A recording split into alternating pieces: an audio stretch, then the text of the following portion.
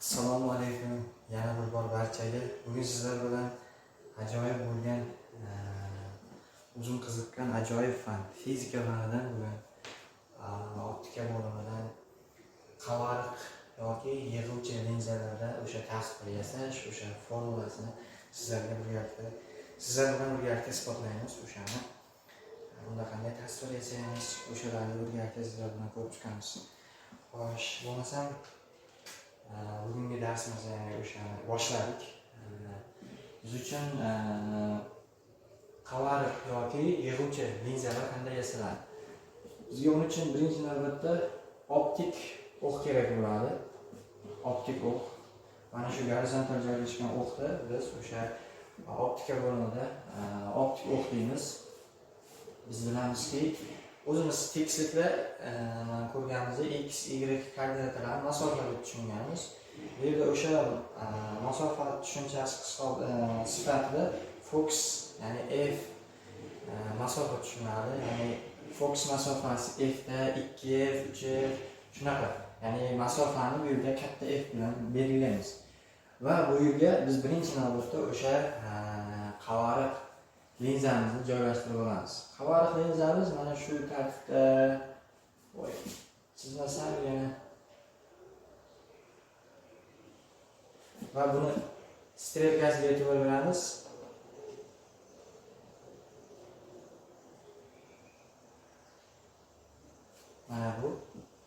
Mana bu optik markaz deyiladi va buni biz o'sha optik markazimizni nuqta, ya'ni O nuqta bilan belgilab qo'yaylik. Mana bu esa o'sha optik o'qning, ya'ni o'sha linzaning fokus masofasi f, keyingi koordinatasi 2f. Xuddi shunaqa ikkinchi tomonda ham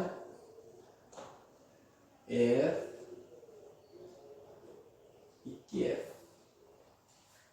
Bu bizda mana bu gorizontal joylashganimizda nima bo'ladi? Optik o'q bo'ladi. Optik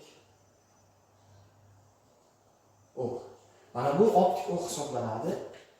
Mana bu vertikal joylashgan mana bu chizig'imiz esa o'sha bizda qavariq linza yoki yig'uvchi linza deb ataladi. Mana bu ikkalasi kesishgan joy o'sha bosh optik o'q, ya'ni markaz, ya'ni optik o'q markazi hisoblanadi. Mana shu yerda bosh optik o'q markazi hisoblanadi, mana shu kesishgan joyimiz. Endi bizda mana bunimiz esa o'sha qavariq yoki sochuvchi linza. Mana shuni qilib qo'yib tushunish, ya'ni ko'rinishi yo'q. Mana optik o'qqa biz linzani joylashtirib oldik va o'sha optik o'q bilan linza kelishgan joy o'sha optik markaz hisoblanadi. Qarang, bu fokus masofalar ikkita. Ikki tomonda fokus masofalar bor, f. Endi mana shu fokus masofalar, ya'ni bizda bu yerda qanday yasaladi? Bitta buyumda qo'yamiz, bitta buyum joylashtiramiz va buyumda biz bu yerda tasvir yasash uchun eng kamida ikkita nur, o'sha buyumdan ikkita nur jo'natishimiz kerak. O'sha nur orqali biz uning tasvirini, ya'ni qavariq linzadagi tasvirini hosil qila olamiz. Eng kamida bizda o'sha tasvir yasashimiz uchun bizga ikkita nur kerak bo'ladi. Endi birgalikda kelingizlar, ixtiyoriy oraliqqa buyum joylashtirib olaylik. Mana shuni biz buyum deb atasak, har qo'yini kattaroq joylashtirib. Mana bu bizda buyum va buning balandligini, mana shu buyumning balandligini h deb qo'ying, katta h. O'sha buyumning balandligi qanchadir balandlikka o'shani katta h deyman. Endi qarang. Bizda optikada mana bu linzamiz, bu yig'uvchi linza va bu yig'uvchi linza nima qiladi? Nur o'sha buyumdan nur yuboramiz, o'sha nurimiz sinadi, o'sha fokus masofaga qarab yig'iladi. Fokusga qarab yig'iladi. Shuning uchun ham bu yig'uvchi yoki qavariq deyiladi. Va bu singandan nur har doim o'sha fokus masofamizdan har doim singan ixtiyoriy nur fokus masofamizdan o'tishi kerak. Mana bu yerda hozir nur yuboramiz, o'sha nurimiz fokus masofadan o'tishi kerak. Endi bittagina bizda yana bitta nol bor. Mana bu markazimizdan o'tgan ixtiyoriy nurimiz hech qachon sinmaydi. Qanday burchak ostida kelib tushgan bo'lsa, o'sha burchak ostida o'tib ketaveradi. Tushunarlimi? Mana shunaqa o'zining alosi bor optikada va linzalar yasashda, ya'ni mana bu markazdan o'tgan nurimiz hech qachon sinmaydi. Ketdik bo'lmasa birgalikda buni yasashimiz uchun bizga ikkita nur kerak dedim. Qarangizlar, mana bu boshi, ya'ni o'sha balandlikning eng oxiri esa o'shanga mana o'qiga parallel qilib bitta nur yuboraman. Qarang mana. Keldi nur, mana bu yerga keldi va nurimiz bu yig'imchi, shuning uchun ham bu sinadi va fokus masofadan o'tadi. Endi u qanday ketishini bilmadim, mana shu yo'lda ketar ekan. Va bizga bu bitta nur bilan ta'sir yasab bo'lmaydi. Nima uchun? Ya'ni nur qachon hosil bo'ladi? Ikkita nurni kesishdan hosil bo'lgan, ya'ni nuqta ikkita nur kesishsa, mana shu buyumdan ikkita nur yuborsak, o'sha linzaga, o'sha nur kesishgan joyda bizga tasvirimiz hosil bo'ladi. O'sha buyumda tasviri hosil bo'ladi. Qarang, endi mana shundan kelingizlar, men mana bu markazimizdan bitta nur o'tkazaman.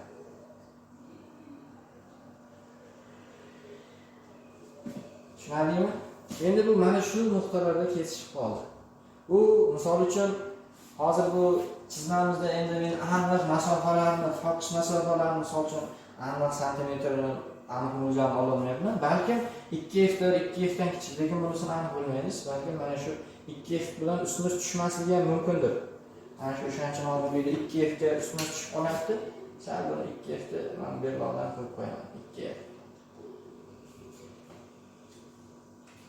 Balkim 2f dan katta masofada joylashib qolgan bo'lishi ham mumkin. Mana bu tasvirimiz. Hozir o'shalarni birgalikda sizlar bilan ko'rib o'tamiz. Mana shu kesishgan joyda bizni mana bu buyumimizni mana shu yerda tasviri hosil bo'ladi. Mana shunaqa orqali, mana shu ikkita nur orqali biz hozir bitta buyumni tasvirini hosil qildik. Mana shu esa bizda o'sha tasvir hosil bo'ldi. Hozir endi sizlar bilan tasvir qanaqa hosil qilishini ko'rib o'tdik. Mana shu tartibda eng kamida ikkita nur, bo'lmasa 3 ta 4 ta nur ham orqali yasasa bo'ladi. O'sha barcha nurimiz bitta nuqtada kesishadi. O'sha kesishgan nuqtada buyumni tasviri hosil bo'ladi. Endi qarang. Bu yerda hozir mana bu yerda tasvirimiz hosil bo'ldi. Tasvirimiz hosil bo'ldi. Endi keling mana shuni balandligini h deb qo'yaylik, kichkina h deb qo'yaylik. Endi ertaga asosan mana bu DTMda ishlayotgan fiziklar uchun bunda tasvir yasang degan savol kelmaydi. Prosta yasalishi qanday tartibda bo'ladi, uning formulasi qanaqa tartibda kelib chiqishini birgalikda ozgina o'zim qiziqqanligim uchun o'rgatmoqchi edim. Endi qarang. Bu yerda asosan so'ralayotgan narsa buyumni balandligi beriladi.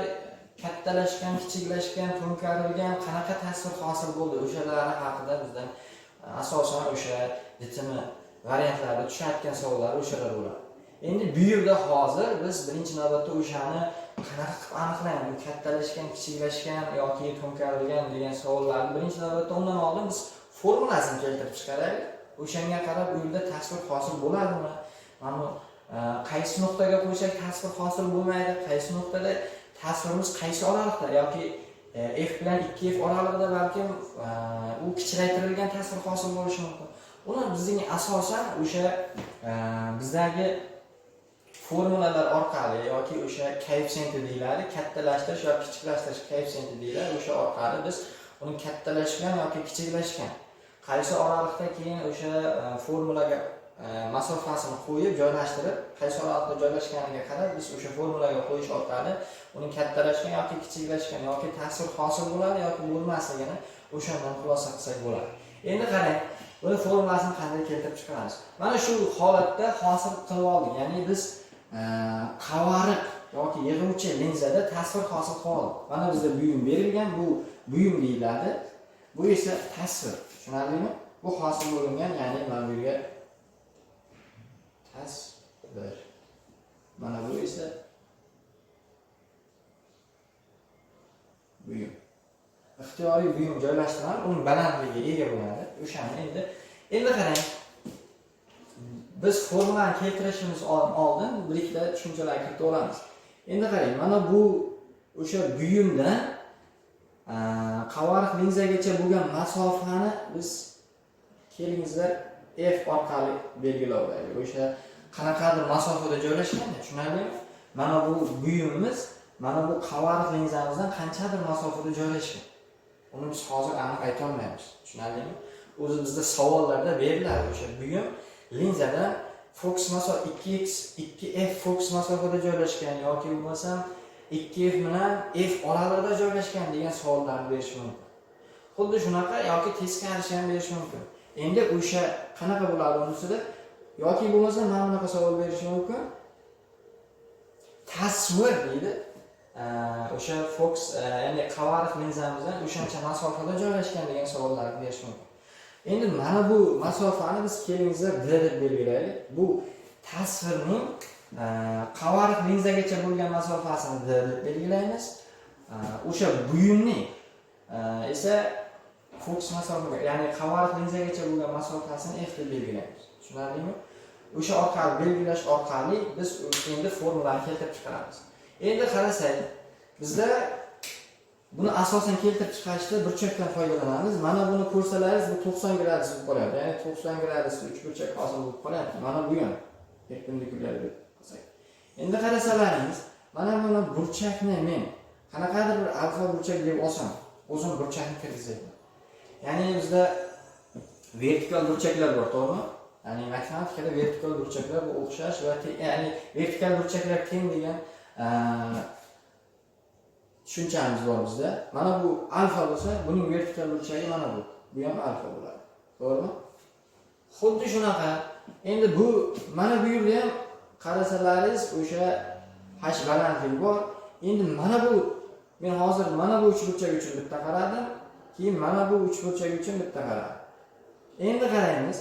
Endi mana bu yerda ham borku, mana bu burchakni men betta desam, mana bu burchakni betta desam, mana bu burchagim ham betta. Tushunarlimi? Chunki bu ikkalasi vertikal burchaklar, bular teng bo'ladi. Endi nima qilamiz? Endi mana shu burchaklar orqali biz o'sha burchak sinusi, burchak tangentslardan foydalanib, mana bu mana bu d va fokus masofalar orasidagi bog'liqlikni topib olamiz. Tushunarlimi?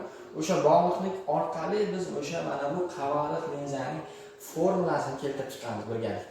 Endi qarang. Mana buni burchak uchun qarayman. Mana buni burchak uchun. Mana shu burchakning tangensini qarasam, qarang, tangensi. Mana bu masofamiz bizda o'sha f. Mana bu balandligimiz buyumning balandligi, to'g'rimi? Mana bu uchburchak uchun yozayman. Tangens alfamiz, qarshisidagi katetimiz katta h, yopishgan katetimiz f. Tushunarlimi? Mana shu tangens alfadan foydalanadi. Xuddi shunaqa endi mana bu burchakning ham tangensidan foydalansam-chi, tangensidan. Tushunarlimi? Qarang, mana bu burchak, endi bu uchburchak uchun ham o'sha tangens alfadan foydalanadi. Tushunarlimi? Endi qarang, mana bundan tangensidan foydalansam, qarshisidagi katet mana bu bo'lib qoladi, yopishgan katetimiz mana bu bo'lib qoladi. Bu masofa bizda mana bu d ni beradi, to'g'rimi? Ya'ni linzadan, o'sha qavariq linzadan tasvirgacha bo'lgan masofamiz mana shu yerda, o'sha masofamiz bizda d edi. Xuddi shuni yana tangens alfani nima deyman qarang. Tangens alfa qarshisida katet h, to'g'rimi? Yopishgan katetimiz d. Mana. Tushunarlimi? Xo'sh, endi ketdik keyingi. Endi bu burchak uchun qarayman endi. Betta burchak uchun qaraymiz. Betta burchak uchun qarasak, betta burchak uchun. Endi qaraymiz.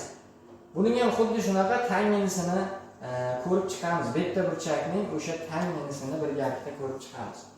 Xo'sh. Endi qarang.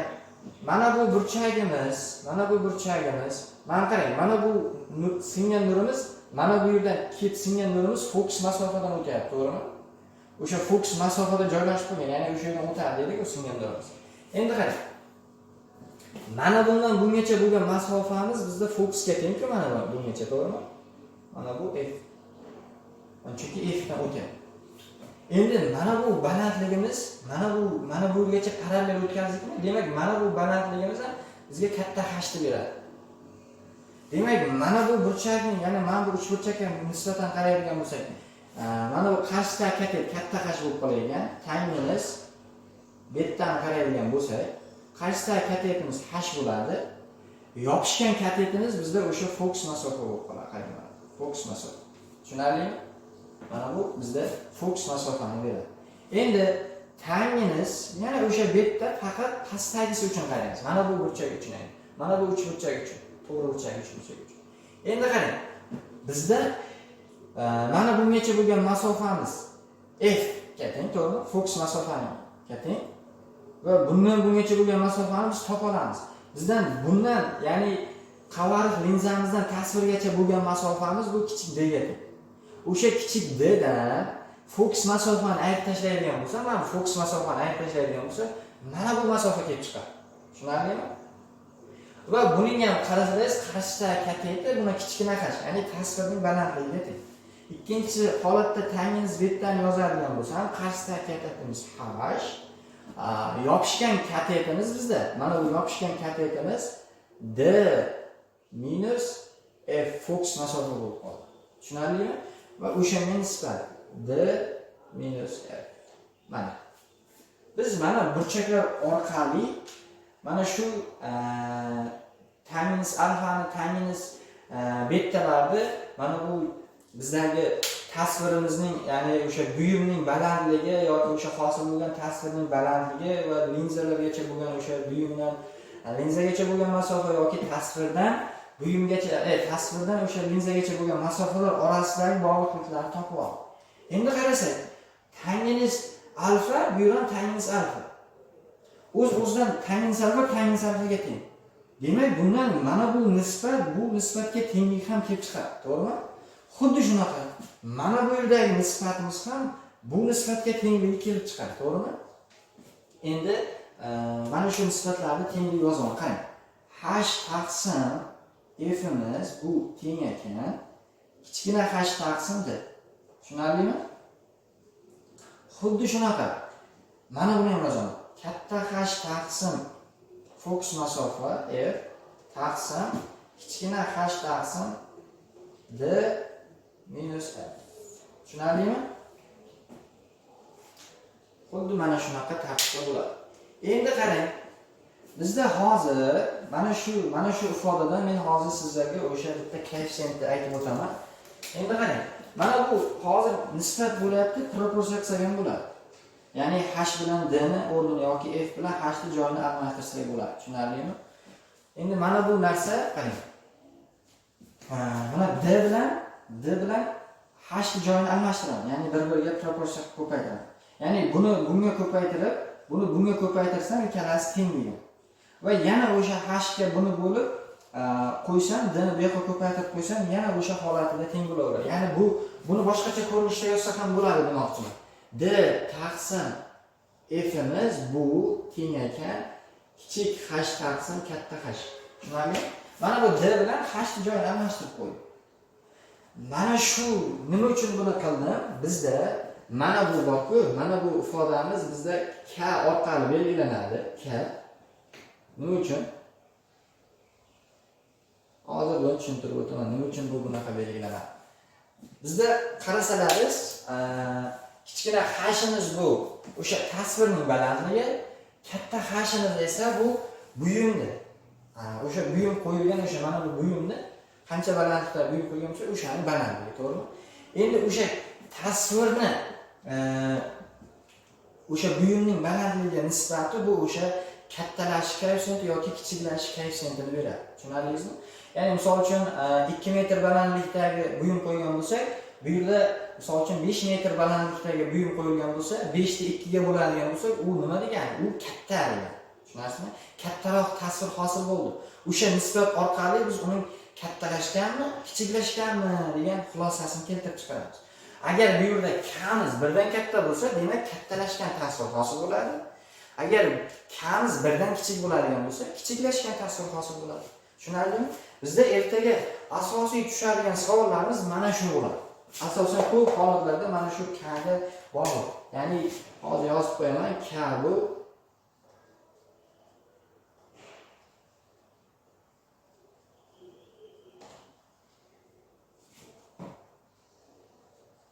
yoki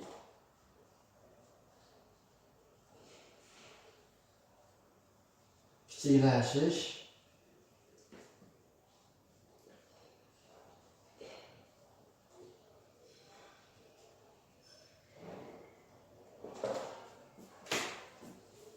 koeffitsiyenti hisoblanadi. Tushunarlimi? Mana bu o'sha kamiz kattalashish yoki kichiklashish koeffitsiyenti hisoblanadi. Mana bu nisbatimiz o'sha hdir. Endi qarang o'z-o'zidan bu nisbatlar orqali biz kam topsak ham bo'ladi. Bu nisbat k ga tengmi? Qarang, bu nisbatimiz bu nisbatga ham teng. Demak, bizga ertaga faqat u kattalashishini, misol uchun o'sha buyumni balandligi yoki tasvirni balandligini berish orqali topishimiz boshqa yo'l orqali topsak ham bo'ladi. Ertaga o'sha buyumdan ya'ni o'sha buyumdan qavat linzagacha bo'lgan masofa bilan tasvirdan, ya'ni o'sha tasvirdan qavat linzagacha bo'lgan masofalarni bersa ham uni kattalashish, kichiklashish koeffitsiyentlarini kattalashgan yoki kichiklashganligini topsak bo'lar ekan. Tushunarlimi? Mana shu nisbatni bizda o'sha kattalashish yoki kichiklash koeffitsiyenti deb ataymiz. Tushunarlimi? O'sha kiritilgan. Haqiqatdan o'shani misol uchun ikkalasi nisbatini qaraydigan bo'lsak, uni birdan katta bo'lsa uni kattalashgan deb qaraymiz, birdan kichik bo'lsa uni kichiklashgan, ya'ni kichik tasvir hosil bo'lgan. Tushunarlimi? K birdan katta bo'lsa kattalashgan, kamiz birdan kichik bo'ladigan bo'lsa kichiklashgan.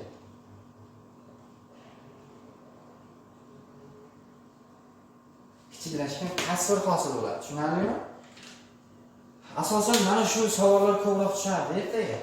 Mana shunaqa kattalashganmi, kichiklashganmi degan savol tushadi.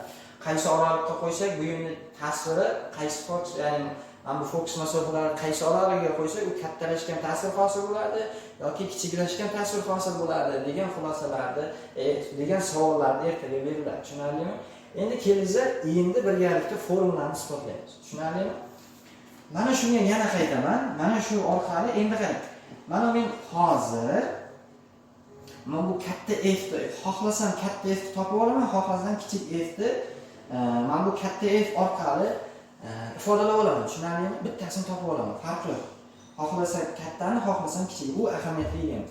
Va buni topib olgandan keyin o'rniga olib qo'yaman mana bu yerga. Tushunarlimi? Xohlasam hozir kattani olib kelib topaman deb mana bu yerga qo'yaman. O'sha yerda mana bu f lar qisqarib ketadi. O'sha yerda fokus masofa d va mana bu kichkina f'lar orqali men formulani bog'lab olaman. Bir-biriga bog'liq formula hosil bo'ladi. Endi bizlar o'shani birgalikda yozamiz. Hozir men mana shu yo'ldan katta f topib olaman. Bu ahamiyatga ega emas. Ertaga kimdir kichkina f topib mana bu yerga qo'ysa ham baribir bir xil natija chiqadi. Tushunarlimi? Hozir men o'sha katta f ni o'zim topib qo'yaman mana bu yerga. Joyimiz markerim yozmay qolishdi.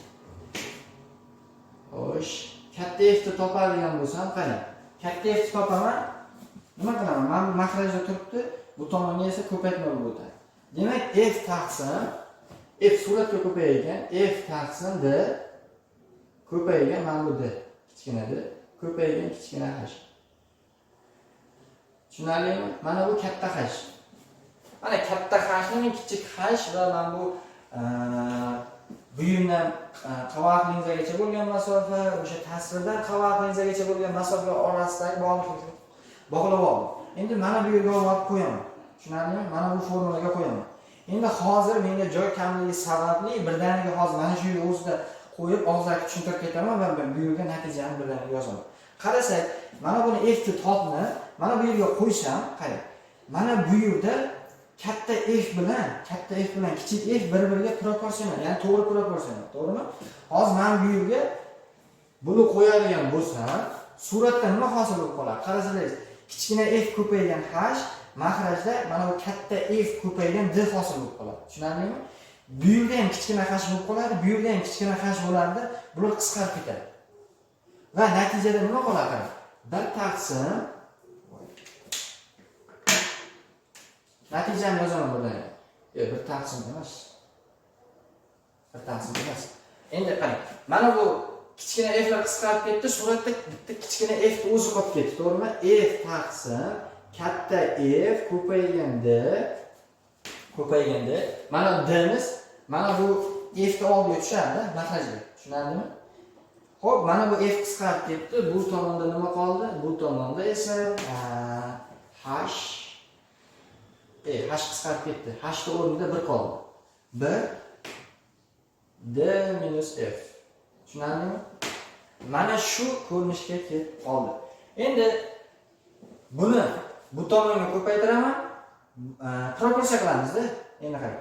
F birdan ko'paytiraman. F ko'paygan D minus F ko'paygan katta F.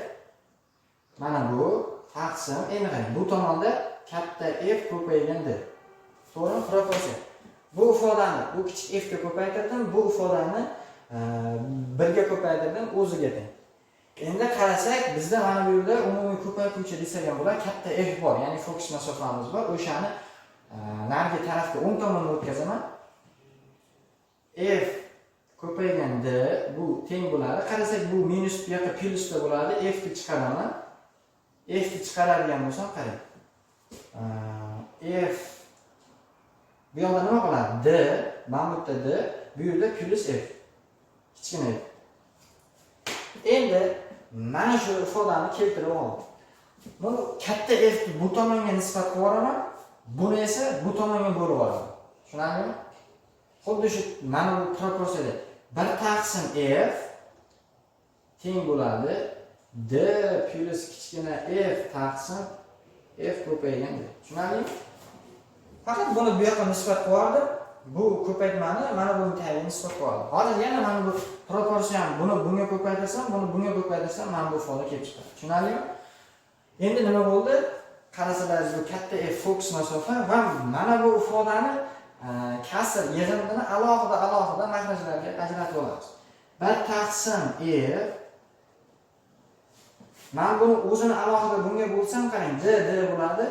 D'lar qisqarib ketadi, 1 taqsim f plus xuddi shunaqa endi buni alohida bunga mahrajga bo'ladigan bo'lsam, f bo'ladi, 1 taqsim d hosil bo'lib qoladi ekan. Mana bu bizda o'sha qavariq yoki yig'uvchi linzadagi formula hisoblanadi. Tushunarlimi? Mana shu formula bizga juda ko'p kerak bo'ladi. Ertaga bizdan ko'proq so'raladi. Misol uchun, bu yerda asosan mana bu f bilan f berib d so'ralishi mumkin, d berilib f so'ralishi mumkin. Mana bu esa o'sha qavariq linzaning formulasi deyiladi. Tushunarlimi? Mana shu orqali isboti shu orqali kelinadi. Ertangi bizdan so'raladigan savollar asosan mana bu buyumni deydi. Mana bu f biz buyumni masofasini so'rardik, to'g'rimi? Ertaga so'raydigan savollarimiz qanaqa bo'lishi mumkin? Qisqacha aytib o'tib ketaman. Misol uchun 2f masofaga joylashtirdim deydi. Tushunarlimi? 2f masofaga qo'ygan bo'lsa, tasvir qayerda hosil bo'ladi deydi. O'sha paytda mana bu kichkina f'imiz ikkita katta f bo'lardi. O'shandan men bu yoqqa o'tkazib, umumiy mahraj berib, d ni o'sha katta f orqali ifodalasam, o'sha bizda keyin o'sha tasvirning qaysi fokus masofada joylashganligi kelib chiqadi. Tushunarlimi? Ertaga keyin qachon tasvir hosil bo'lmaydi degan savollar ham bo'ladi. Tushunarlimi? Bitta o'shanga javob berib ketaman. Agar biz mana bu buyumda mana bu buyumimiz borku, buyum masofasini mana birinchi fokus masofaning o'ziga joylashtiradigan bo'lsak, ya'ni tasvir hosil bo'lmaydi. Buyumning tasviri o'sha yig'uvchi, ya'ni qavariq linzada tasvir hosil bo'lmaydi. Tushunarlimi? Nima uchun hosil bo'lmaydi? Qarang, men bu yerga katta f qo'yadigan bo'lsak, men bunaqa demoqchiman. Fokus masofaga joylashtirdik degani, buyum degani mana buyum masofasi fokus masofada. Tushunarlimi? Mana ixtiyoriy bitta buyumni mana bu yerga joylashtirdik demoqchiman. Tushunasizmi? Mana bu f'imizning masofasi mana bu yerga keldi degan. Bu ixtiyor ertaga 2f dan yuqorida joylashgan bo'lishi mumkin. Endi qarang, mana shunaqa bo'ladigan bo'lsa, mana bu yerga f qo'ysam, 1 taqsim f, 1 taqsim ya'ni f bo'ladi. To'g'rimi? Uni chap tomonga o'tkazadigan bo'lsam, mana bu 1 taqsim f chap tomonga o'tkazsam, 1 taqsim d teng 0 bo'lib qoladi. Tushunarlimi? Bunday olganda 1 taqsim f, ya'ni 1 taqsim d teng 0 bo'lib qoladi. Bu qachon mana bu ifoda 0 bo'ladi? Tushunarlimi? Ya'ni d miz cheksiz ketganda 0 bo'ladi. U cheksiz degani ular kesishmaydi. Ya'ni ular parallelda bo'lib qoladi. Mana bu yerdagi nuqtalarimiz bu nuqtada joylashtiradigan bo'lsak, mana bu fokusdan o'tsa, ikkalasi faqat parallel ketib qoladi, kesishmaydi. Kesishmasa tasvir hosil bo'lmaydi. Ertaga qachon mana buyumni qayerga joylashtirsak tasvir hosil bo'lmaydi degan savollarni qo'yishi mumkin. Tushunarlimi?